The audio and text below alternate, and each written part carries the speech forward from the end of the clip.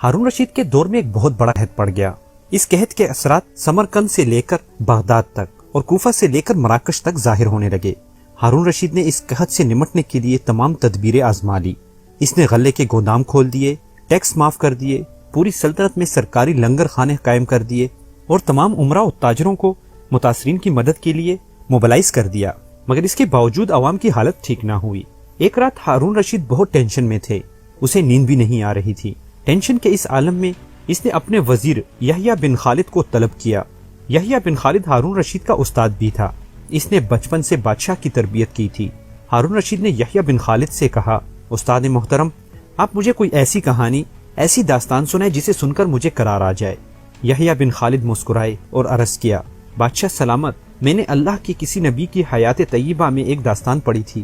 داستان مقدر قسمت اور اللہ کی رضا کی سب سے بڑی اور شاندار تشریح ہے۔ اگر آپ اجازت دیں تو وہ داستان میں آپ کے سامنے دہرا دوں۔ بادشاہ نے بے چینی سے فرمایا، یا استاد فوراً فرمائیے، میری جان حلق سے اٹک رہی ہے۔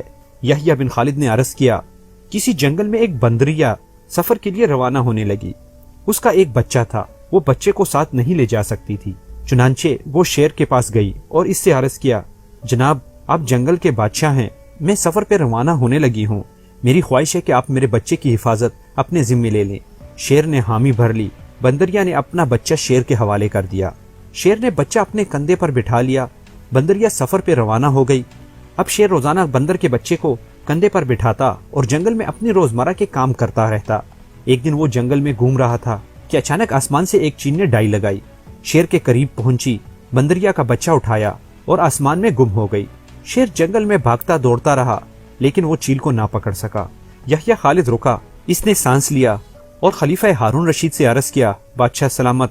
چند دن بعد بندریہ واپس آئی اور شیر سے اپنے بچے کا مطالبہ کیا۔ شیر نے شرمندگی سے جواب دیا، تمہارا بچہ تو چیل لے گئی ہے۔ بندریہ کو غصہ آ گیا اور اس نے چلا کر کہا، تم کیسے بادشاہ ہو؟ تم ایک امانت کی حفاظت نہیں کر سکتے؟ تم اس سارے جنگل کا نظام کیسے چلاؤ گے؟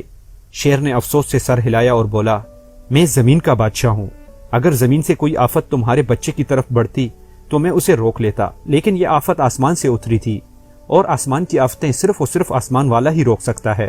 یہ کہانی سنانے کے بعد یحییٰ بن خالد نے ہارون رشید سے عرض کیا، بادشاہ سلامت، قحط کی یہ آفت بھی اگر زمین سے نکلی ہوتی تو اسے آپ روک لیتے۔ یہ آسمان کا عذاب ہے، اسے صرف اللہ تعالیٰ روک سکتا ہے، چنانچہ آپ اسے روکنے کے لیے بادشاہ نہ بنے، فقیر بنے، یہ آفت رک جائے گی۔ دنیا میں آفتیں دو قسم کی ہوتی ہیں، آسمانی مصیبتیں اور زمینی آفتیں۔ آسمانی آفت سے بچنے کے لیے اللہ تعالیٰ کا راضی ہونا ضروری ہوتا ہے، جبکہ زمینی آفت سے بچاؤ کے لیے انسان کا متحد ہونا، وسائل کی بھرپور استعمال اور حکمران کا اخلاص درکار ہوتا ہے۔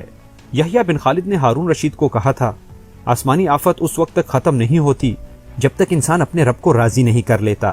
آپ اس وقت کا مقابلہ بادشاہ بن کر نہیں کر سکیں گے، چنانچہ اپنے آپ کو فقیر بنائیں، اللہ کے حضور گر جائیں، اس سے مدد مانگیں۔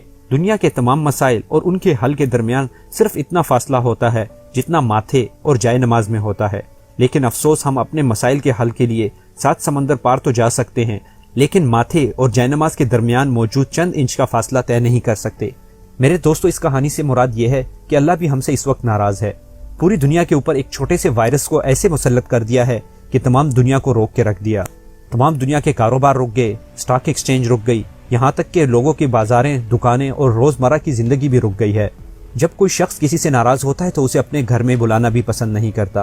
آپ اس چیز کا اندازہ اس سے لگا لیں کہ اللہ ہم سے ناراض ہے کہ ابھی خانہ کعبہ کے اندر بھی لوگوں کے جانے پر منع کر دیا گیا ہے۔ اس لیے ہمیں چاہیے کہ اپنے رب کی طرف متوجہ ہوں اور اپنے رب سے اپنے گناہوں کی مغفرت مانگیں تاکہ اللہ ہم سے راضی ہو اور ہمارے ان تمام آفات کو ہم سے دور کرے۔ آمین ثم آمین۔